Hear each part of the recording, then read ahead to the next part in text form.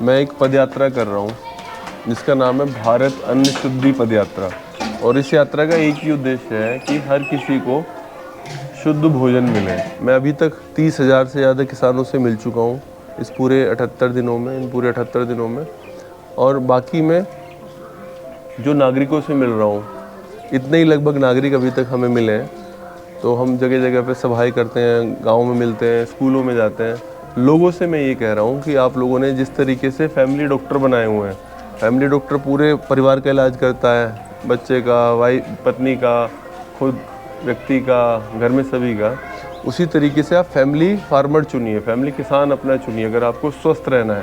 लोग जैसे पूछते हैं हमसे कि शुद्ध भोजन कहाँ मिलेगा, तो हम ये बोलते हैं कि शुद्ध भोजन अगर आपको वास्तव में चाहिए, झूठ के लिए नहीं सच के, तो आप किसान के पास जाइए, किसान से अपना रिश्ता जोड़िए, उसको मजबूत करिए। उत्तम विचार हैं आपके, सहमत हैं इस चीज़ से हम लोग भी। मुख्य कारण है आजकल बीमारियां जो बढ़ रही हैं वो भोजन का ही मुख्य कारण है। भाई आप तब तक शुद्ध सब्जी आप खा नहीं रहे, शुद्ध दूध आपको मिल नहीं रहा, शुद्ध गेहूं में नहीं मिल रहा, तो कुछ हद तक गांव में तो फिर भी शुद्ध चीज़ें हैं। अब हम बोलते हैं किसान के पास चर्बी थोड़ी है मिलाने के लिए कि चर्बी मिलाएगा, किसान के पास पाम ऑयल भी नहीं है मिलाने के लिए, नहीं है ना, कोई केमिकल नहीं है, कुछ नहीं है, चीज़ें नहीं है। तो कम से कम किसान से लेने में आपको ये सब तो नहीं मिलने वाला। अभी मैं आपसे बोलूँ, पूरे गांव में 1200 की आबादी है, पूरे गांव में कितने जानवर होंगे? 500 जानवर होंगे।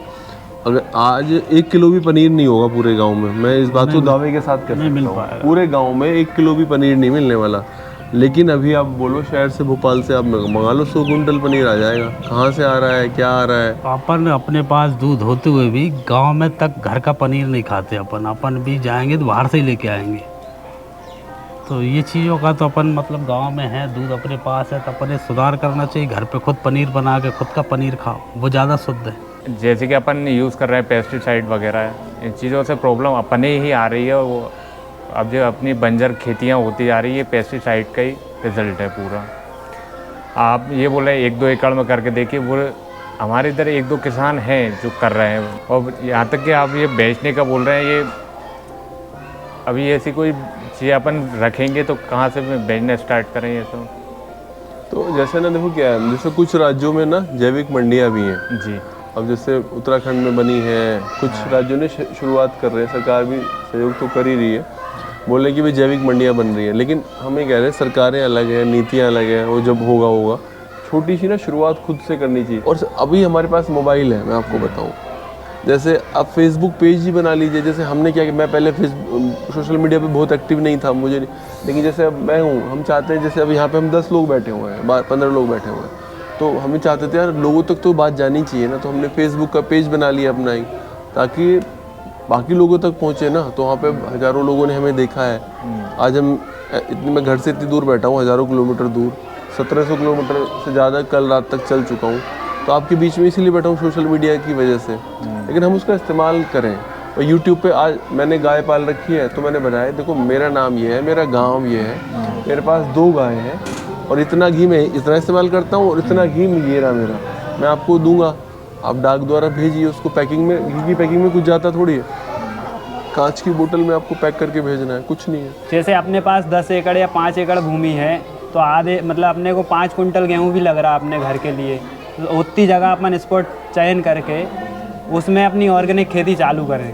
मतलब जो अपन भी केमिकल वाली खा रहे अपने गांव के लिए, अपने घर के लिए, तो अपन कर ही सकते हैं। मतलब उतना करना, जैसे मान के चलो किसी के पास 20 बीघे है, मैं ये कह रहा हूँ 1 बीघे से ही शुरू करो। 1 बीघा कुछ भी नहीं होता, आधा बीघे से शुरू करिए। आधा, मैं कह रहा हूँ कि आपने जैसे गाँव में वो कंडे नहीं बनाए जाते, हाँ। उसके आसपास बेल लगा लेते हैं, कई बार लोग बेल लगा लेते हैं, उसमें थोड़ी बहुत सब्जी हो जाती है। मैं तो कह रहा हूँ 4 लौकी बेचना शुरू करिए, बिल्कुल छोटे से। और आप ये सोचो कि जितने लोगों ने बड़े बिजनेस बनाए हैं ना, उसने बहुत छोटे से बिजनेस बनाया है, और 10-20 सालों में।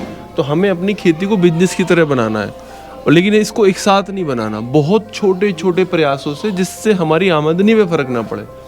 मुझे नहीं लगता कि 20 बीघे करने वाला अगर आधा बीघे में जैविक खेती शुरू करेगा, 1 बीघे में शुरू करेगा, तो उस पर उतना असर आएगा।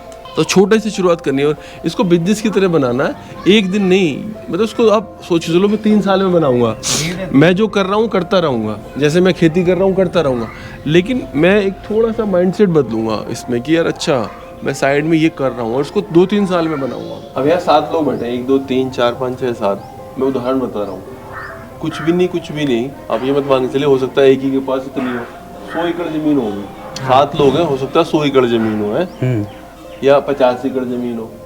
अब आप ये सोचिए अगर 50 एकड़ इकट्ठी हो जाए, आने वाला युग भी इसी का ही है। जैसे आप हैं, मान के चलो आपको शहर की जानकारी हो गई है ना। अब जैसे बाबूजी हैं, हो सकता है उनको अच्छा पैदा करना आता है, हो सकता है आपको अच्छा पैदा करना आता है। 2 लोगों ने पैदा किया, बढ़िया प्रोडक्शन किया है ना, पुराने तरीके अपनाए, और 2 लोगों पे पैकेजिंग आती है, मान के चलो उनको पैकेजिंग आती है, तो 2 लोगों ने उत्पादन किया, 2 लोगों ने पैकेजिंग की और 2 लोगों ने जाके शहर में बेच दिया। तो जो सामान अभी आप मान के चलो 10 लाख का हुआ सबका मिला के, वो सामान कैसे 20 लाख का बने, और ये है, यही तो हो रहा है। आज भी जैसे अपन लोगों शहर के लोग कुछ जुड़े हैं तो अपेक्षा तो रखते हैं कि यार अपने 4 कुंटल गेहूँ यार हमारे पास अच्छा होगा, गारंटी नहीं दे सकते ना वैसा। अपन से कोई बोल दे आप गेहूँ दे दो हमें, 4000 का रेट देंगे हम, बस ऑर्गेनिक होना चाहिए, लेकिन अपन बोल नहीं सकते, तो अपन कर नहीं रहे। अगर हम लोगों ने अभी ध्यान नहीं दिया, इसमें भी कंपनियां आ जाएंगी, वो एक कुछ आपका नाम पता नोट करके वो कुछ बना लेंगी, जी ये संगठन बन गया है, आप नहीं होंगे उसमें कहीं, वो फायदा उठाएंगे, हाँ वो अपन से तो आप सबसे हम यही कह रहे हैं। मैं इसको, हमारा कोई अपना मकसद नहीं है, सच मानिएगा आप, हम तो बस अब ईश्वर को साक्षी मान के ये कहने के लिए निकले यार कम से कम अब किसान जाग जाए, बस यही कहना चाह रहे हैं। और ये हमारे पास ये धन है। अब से 15-20 साल पहले अगर आप शहर में लोगों से बोलते कि गुड़ खा लो, सरसों का तेल पियो, कोई विश्वास नहीं करता, ना कोई लेता। रिफाइंड ऑयल के चक्कर में लोग इतने मदहोश घूम रहे थे, सरसों के तेल में उनको स्मेल आ रही थी। लेकिन जब ये बीमारियां लगी, डॉक्टरों ने बताया जो खा रहे हो ये गलत है, तब उनको समझ में आया गुड़ अच्छा है, तेल अच्छा है, तब समझ में आया। किसानों को ये भी पता नहीं था कि अपन क्या यूरिया डाल रहे हैं, इसका क्या नुकसान है क्या है, लेकिन अब लोग जागरूक तो हो रहे हैं। समय ज़रूर लगेगा और बहुत अच्छी पहल है आपकी ये, इसके लिए पूरी ग्राम पंचायत की तरफ से आपका धन्यवाद भी करेंगे। जैसा खाओगे अन्न और वैसा होगा मन, और जैसा पियोगे पानी और जैसी हिटेगी वाणी, ठीक है ना। तो आप इसलिए इतनी अच्छी शिक्षा हमें देवे आ है जानी, ताकि हमारे बाल बच्चों का, आने वाले पीढ़ी का भविष्य सुधरे। और जो सब कुछ है वो अन्न से ही है। कहावत में कहिए, जैसे जैसे जिनके नदी नाले और जैसे उनके भड़का, और इनके जैसे उनके बाप मैतारी ऐसे उनके लड़का। अब खाओगो भैंसो ही तो बोले वो, अपनों घर को पदार्थ जो खा देगो नहीं, अपना देसी गाय भैंसों उसे डाल रहा है, उसमें कोई दोहराय नहीं है, कोई मिलावट नहीं है। उसका अन्न खाओ, कैसे मन नहीं बने, आप क्यों वहाँ से निकल जाओगे। आप भी तो भगवान ने बुद्धि दी, वहाँ चल के हमें समझावे, आज भाई ऐसी बुद्धि हम क्यों ना बनाए। हम भी तो जो मानव शरीर धराए बैठे माले, आपने शिक्षा दी, कितनी अच्छी बात है साहब, हम आपके आभारी हैं। नमस्कार, मेरा नाम गौरव त्यागी है और ये भारत अनशुद्धि पदयात्रा का 79वां दिन है। जिन लोगों को 79वां दिन ना समझ में आए उनके लिए यह है 79th डे। और मैं अब आगे बढ़ रहा हूँ भोपाल की ओर। ये है गांव नंदगांव, जहाँ मैंने कल यात्रा को विराम दिया था। 2 दिन से घर का खाना मिल रहा है ना, तो बहुत अच्छा लग रहा है और पेट भी थैंक यू बोल रहा है।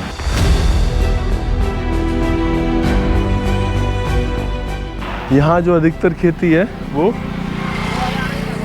सोयाबीन की है और धान की है, मक्का है, मूंग भी यहाँ लोग उगाते हैं।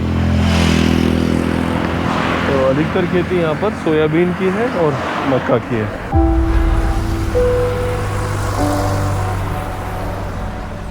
मुझे एक बोर्ड दिखाई दे रहा है, जो बोर्ड है कर्क रेखा का बोर्ड। तो अभी अगर मुझे आप देखेंगे तो मैं खड़ा हूँ कर्क रेखा पर, और ये जो कर्क रेखा है ये मध्य प्रदेश के 14 जिलों से होकर गुजरती है। और इस कर्क रेखा की विशेषता पता है क्या है? इसकी विशेषता ये है, एक विशेषता मैं आपको बता रहा हूँ कि अगर मैं यहाँ 21 जून को खड़े होता तो मेरी कोई परछाई नहीं बनती, और इसीलिए इसको नो शेडो जोन भी कहते हैं। तो मैं हूँ अभी कर्क रेखा पर, और यहाँ से आगे जो भोपाल है वो लगभग 20 किलोमीटर अभी आगे है, और मैं आया हूँ इधर से बेरसिया की ओर से। और यहाँ पर ये जो है पत्थर है, कर्क रेखा का पत्थर लगा हुआ है। मुझे लगा कि ऐसी चीज़ें कि आपको दिखाई जानी चाहिए। ट्रॉपिक ऑफ कैंसर कर्क रेखा है, और मैं यहाँ खड़ा हूँ। तो मध्य प्रदेश विज्ञान एवं प्रौद्योगिकी परिषद का भी बोर्ड लगा हुआ है, MP council of science and technology. तो उन्होंने ये एक बोर्ड लगाया हुआ है कि यहाँ से कर्क रेखा होकर गुजर रही है। मैं बढ़ रहा हूँ आगे।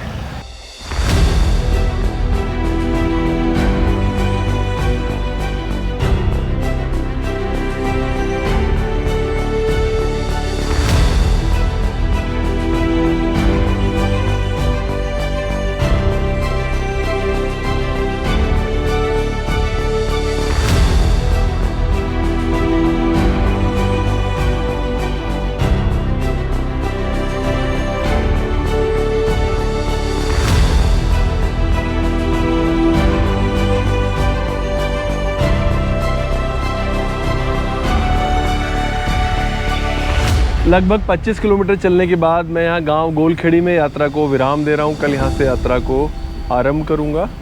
80वें दिन की यात्रा कल गोलखेड़ी से शुरू होगी। यहाँ से भोपाल लगभग 16-17 किलोमीटर दूर है, और कल दोपहर तक हम भोपाल पहुँच जाएंगे शहर के बीचों बीच। आप लोग अपना ख्याल रखिएगा, खुश रहिएगा। शुभ रात्रि, गुड नाइट।